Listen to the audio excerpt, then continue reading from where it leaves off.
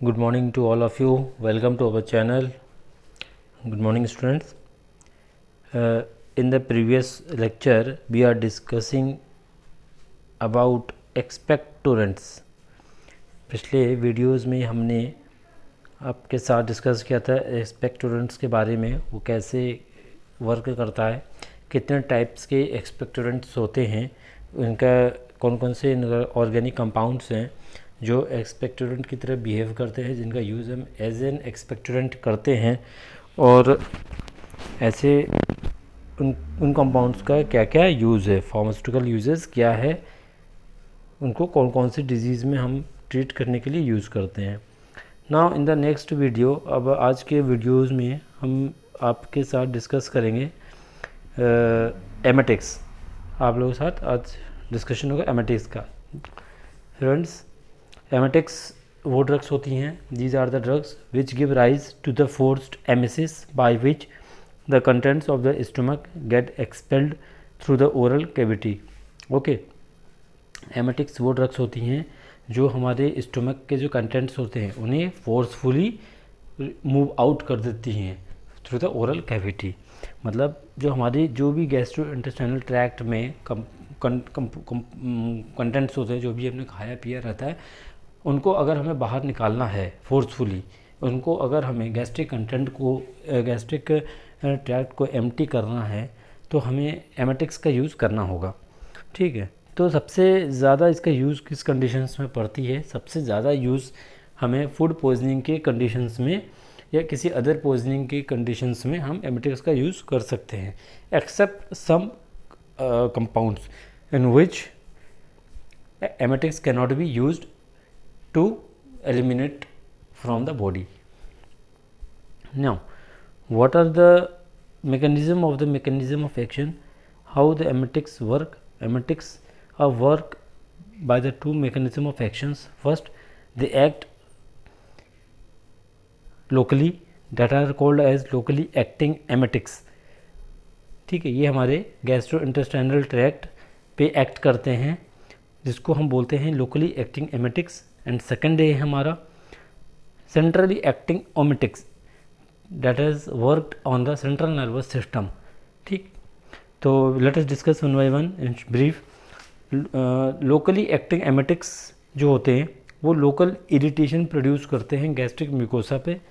ठीक है, for example ammonium bicarbonate, इपिकाक्वाना.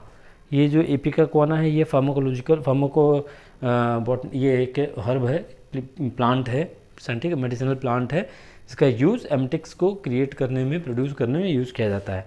ठीक है, एंड सेकंड है हमारा जो कंपाउंड है अमोनियम बाइकार्बोनेट. ठीक है, तो ये क्या करता है कि जो हमारा गैस्ट्रिक म्यूकोसा है उसको उसमें इरिटेशन स्टिमुलेट कर देता है, जिसकी वजह से क्या होता है कि जो भी हमारा गैस्ट्रिक कंटेंट है वो एक्सपेल आउट हो जाता है फोर्सफुली. सेकंड है हमारा centrally acting emetics. Centrally acting emetics जो है, जो हमारा ब्रेन में केमो रिसेप्टर ट्रिगर जोन होता है, CTZ जोन होता है.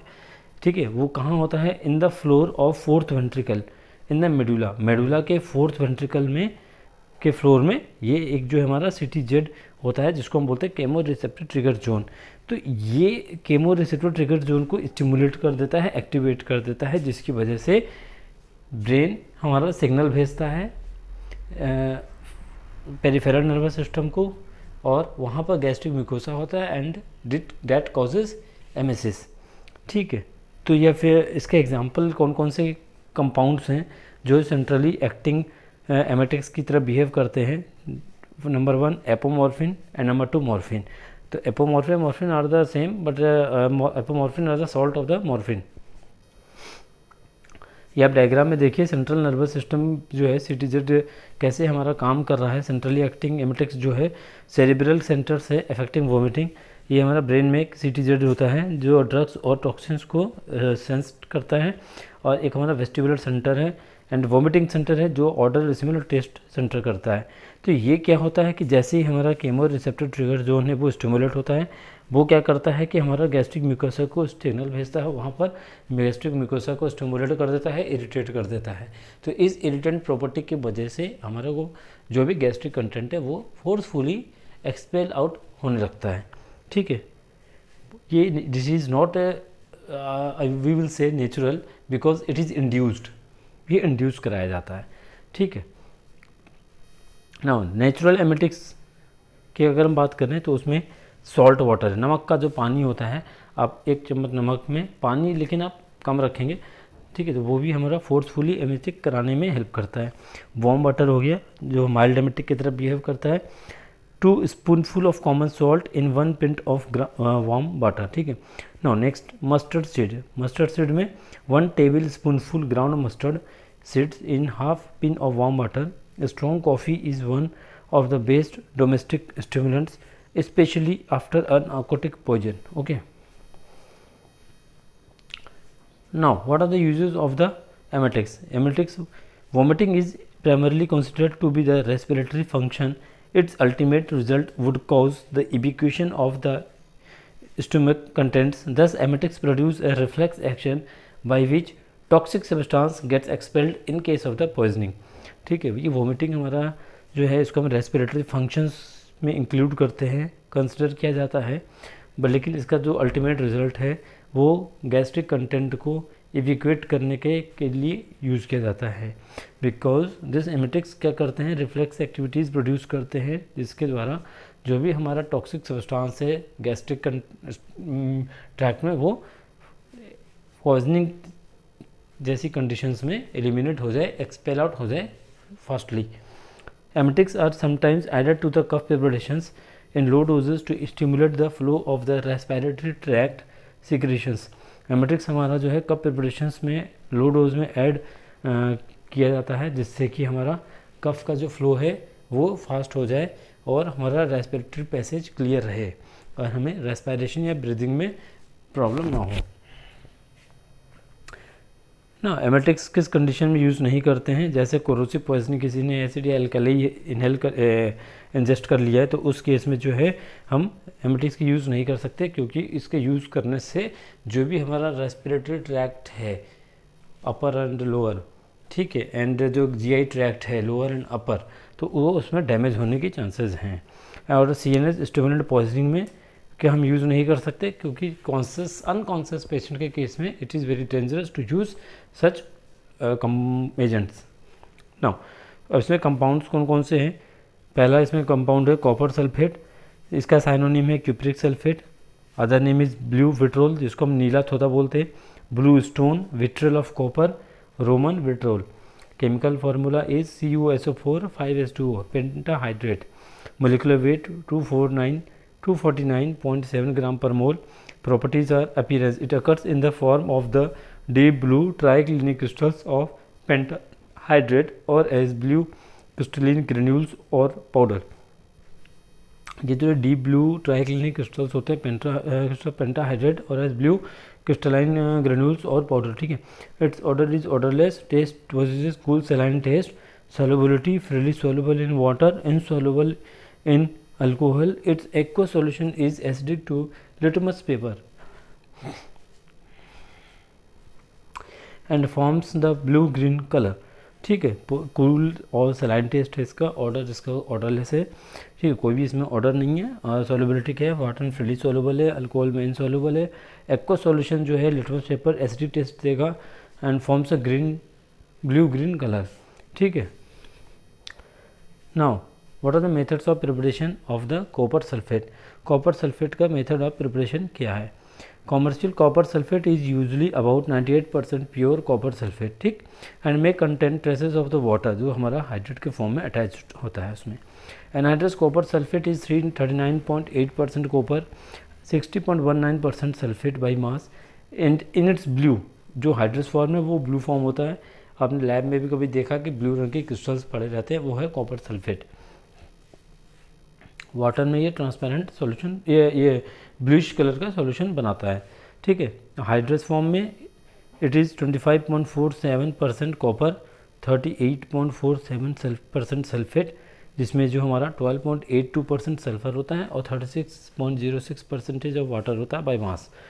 4 टाइप्स के क्रिस्टल्स जो है कॉपर सल्फेट के पाए जाते हैं, ठीक है। पहला है large crystal 10 to 40 mm, second one is small crystal 2 to 10 mm, third है snow crystal less than 2 mm, and fourth है wind shift powder less than 0.515 mm, जो कि विंड शिफ्ट का मतलब है जो हवा के झोंके से ही उड़ जाता है,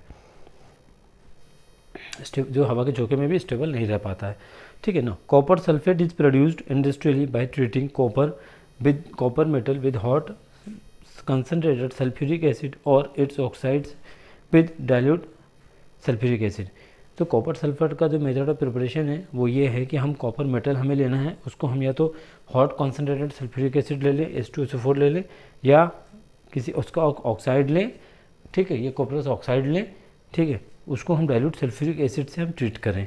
तो इस दोनों ही कंडीशंस में हमें कॉपर सल्फेट मिल जाएगा। तो 2Cu + 2H2SO4 इसको हम हीट करेंगे, ठीक है, एक ट्रायंगल का आप साइन बना सकते हैं इसमें, 2CuSO4 + 2H2O। Okay, copper sulphate can also be produced by the slowly leaching low grade copper ore in air, bacteria may be used to hasten the process. ठीक है, ये जो है कॉपर सल्फेट का जो प्रोडक्शन है, मैन्युफैक्चरिंग है या सिंथेसिस आप कह लीजिए, ये जो है लो ग्रेड कॉपर ओर होता है, उसको अगर हम एयर में ऐसा छोड़ दें तो धीरे धीरे डिकम्पोज हो जाएगा, वहाँ पर क्या लीचिंग स्टार्ट हो जाएगी और उसमें जो बैक्टीरियाज होते हैं, ठीक है, उसको यूज़ किया जाता है इस प्रोसेस को फास्ट करने के लिए, यानी कॉपर का ऑक्सीडेशन करने के लिए, जिसकी वजह से क्या होता है कि कॉपर का कन्वर्जन हो जाता है कॉपर सल्फेट में। ठीक है, now we are discussing about the assay of the copper sulphate. The assay जो है हमारा रिडॉक्स टाइट्रेशन पे हमारा बेस है। ठीक है, the assay is done on the basis of the oxidation reduction reaction of the iodine और thiosulphate. Solution of the copper sulfate is first treated with potassium iodide and acetic acid. Cuprous iodide CuI is formed with iodine and the liberated iodine is titrated with 0.1 normal sodium thiosulfate. ठीक है, कोप्रस iodide जो है हमारा iodine के साथ form होता है। ठीक है, और जो हमारा आयोडीन जो लिबरेट होगा उसको हम 0.1 नॉर्मल सोडियम थायोसल्फेट के साथ टाइट्रेट करेंगे। ठीक है, ये हमारा नीचे रिएक्शन है, copper sulphate plus potassium iodide, तो ये हमें क्यूप्रस आयोडाइड मिल गया और ये पोटेशियम सल्फेट मिल गया। ये जो अनस्टेबल क्यूप्रिक आयोडाइड है ये पहले क्यूप्रस आयोडाइड में कन्वर्ट होगा, स्टेबलाइज होगा और आयोडीन लिबरेट होगा। ये जो आयोडीन लिबरेट होगा इसमें, इसको हम सोडियम थायोसल्फेट 0.1 नॉर्मल स्ट्रेंथ का लेंगे, उसके साथ हम इसको टाइट्रेट करेंगे, तो ये हमारा बना लेगा सोडियम टेट्राथायोनेट और सोडियम आयोडाइड। ठीक है, ये हमारा एक प्रोसीजर है। प्रोसीजर में हम क्या है, an accurately weighed sample is dissolved in the water with the aid of a small amount of dilute sulphuric acid. ठीक, हम इसमें क्या करेंगे, सैंपल लेंगे, उसको वाटर में डिजॉल्व करेंगे और उसमें हम जो है डाइल्यूट सल्फ्यूरिक एसिड भी ऐड करेंगे और वॉल्यूम को 100 ml मार्क तक मेकअप करेंगे डिस्टिल वाटर से, और solution equivalent to 1 gram is added to the iodine flask. Solution का 1 ग्राम आयोडीन 1 ग्राम के इक्विवेलेंट का सॉल्यूशन लेंगे हम, उसको हम आयोडीन फ्लास्क में ऐड करेंगे और उसको हम एक्सेस पोटेशियम आयोडाइड यानी अबाउट 3 ग्राम पोटेशियम आयोडाइड के साथ ट्रीट करेंगे। उसमें हम जो है 5 ml एसिटिक एसिड ऐड करेंगे और उसको हम या तो शेकर पे या तो बाय मैनुअली विगरसली शेक करेंगे ग्लास रॉड की हेल्प से। जो आयोडीन लिबरेट होगा उसको हम टाइट्रेट करेंगे 0.1 नॉर्मल सोडियम थायोसल्फेट सॉल्यूशन के साथ। कब तक टाइट्रेट करना है, जब तक हमें डार्क आयोडीन कलर, यानी आयोडीन का कलर क्या था, ब्लूइश ब्लैक कलर था, वो जब तक हमें नहीं मिल जाता। ठीक है, पहले हमें आयोडीन कलर मिलेगा क्योंकि उसमें आयोडीन एक्सेस पोटेशियम आयोडाइड मिला हुआ है। ठीक है, उसको एसिटिक एसिड में मिला है तो ये आयोडीन का कलर होगा। ठीक है, और हमें जो है सोडियम थायोसल्फेट के साथ टाइट्रेट तब तक करना है जब तक हमें जो आयोडीन जो colour in the iodine flask जो है, जो हमें ब्लूइश ब्लैक कलर जो भी है, ठीक है, वो हम येलो कलर में जब तक कन्वर्ट नहीं हो जाता, चेंज नहीं हो जाता। ठीक है, जैसे येलो कलर में कन्वर्ट होगा उसमें हम 1 ml freshly prepared starch solution as an indicator हम ऐड कर देंगे। ठीक है, तो जैसे स्टार्च सॉल्यूशन हम ऐड करेंगे, अभी क्या था, पहला जो हमारा हमने सैंपल लिया था, वाटर लिया था, उसमें हमने डाइल्यूट सल्फ्यूरिक एसिड लिया, उसको हमने 100 ml तक मेकअप किया वॉल्यूम। उसके बाद उस सैंपल का 1 ग्राम लिया, उसको आयोडीन फ्लास्क में ऐड किया, उसमें हमने पोटेशियम आयोडाइड एक्सेस में डाला। तो जब पोटेशियम आयोडाइड हमने एक्सेस में डाला तो उसकी वजह से उसका कलर क्या था, ब्लूइश ब्लैक था।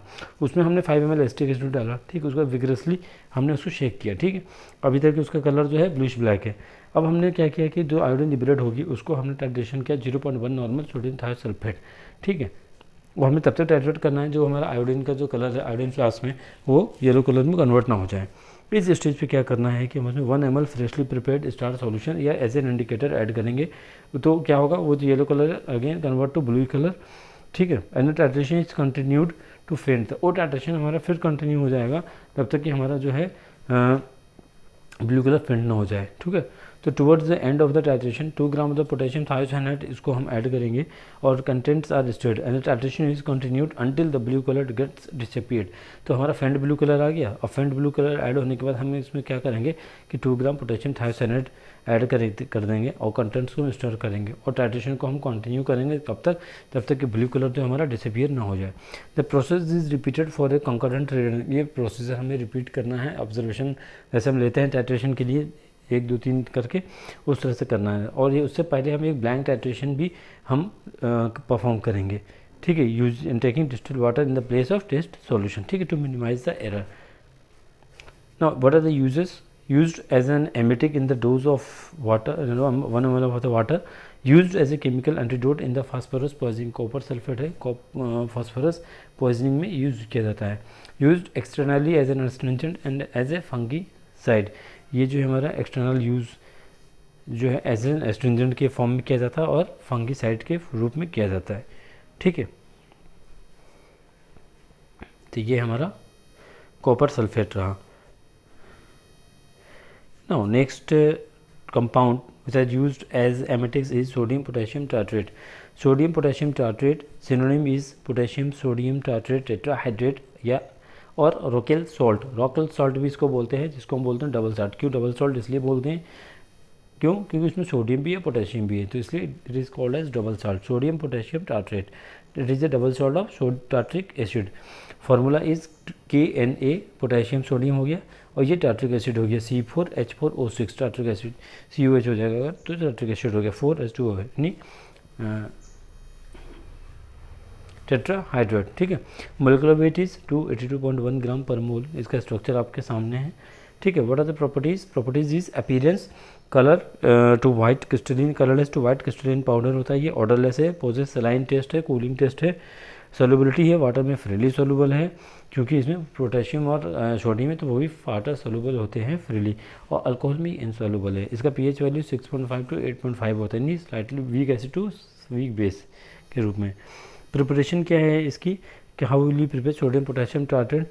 सोडियम पोटेशियम टार्ट्रेट को हमें क्या करना है कि सबसे पहले सोडियम बाइकार्बोनेट लेना है, उसको सोडियम कार्बोनेट में कन्वर्ट करना है। स्टेप 1 में conversion of the sodium bicarbonate to sodium carbonate, तो 2 NaHCO3 Na2CO3 plus CO2 plus H2O, potassium bitartrate, cream of the tartar, reacts with the sodium carbonate to generate sodium potassium tartrate, rocail salt, KHC4H4O6 plus Na2CO3, C4H4O6 KNa4H2O. Uses sodium potassium tartrate is used as a laxative. It is used in the silvering of the mirror, ठीक है, ये हमारा laxative की तरह भी use किया जाता है। क्यों?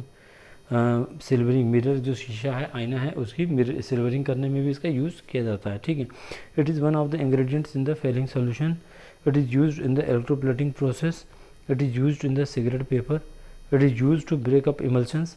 It is one of the ingredients in the biuret reagents to measure the concentration of the protein, and it is used to maintain alkaline pH, and it is used as a common precipitant in the protein crystallography. So these are the uses of the sodium potassium tartrate, ठीक है। तो आपका ये रहा हमारा emetics जो topic है, ये कंप्लीट हुआ यहाँ पर, ठीक है। एनी कमेंट्स और query please type in the comment box, ठीक है, और in the WhatsApp number if any problem. Thank you very much for viewing and watching. We will meet with the next video, new topic earlier, as soon as possible. Okay, thank you for watching.